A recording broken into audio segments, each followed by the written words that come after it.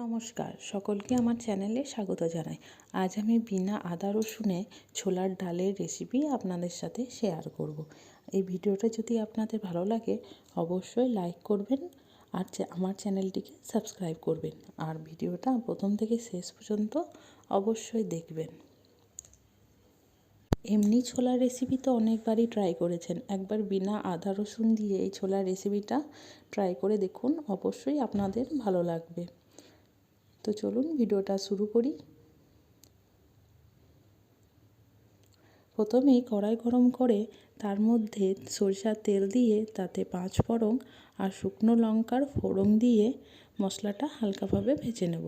এবার এর মধ্যে দিয়ে দেব পেঁয়াজ কুচি। পেঁয়াজ কুচি হালকা ভাজা হয়ে এলে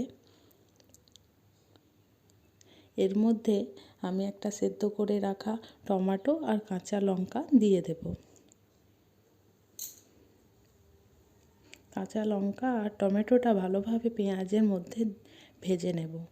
তারপর এক এক করে এর মধ্যে হলুদ গুঁড়ো, লঙ্কা গুঁড়ো, ধনে গুঁড়ো, জিরে গুঁড়ো আর গরম মশলা দিয়ে ভালোভাবে মশলাটা এর মধ্যে কষিয়ে নেব।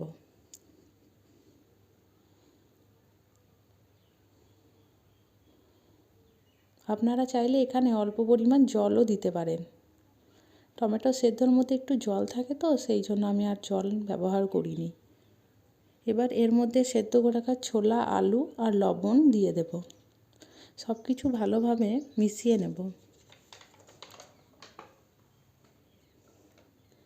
দেখুন কত সুন্দর কালার চলে এসছে, দেখতেও যতটা সুন্দর হয় খেতেও সেরকম সুন্দরই।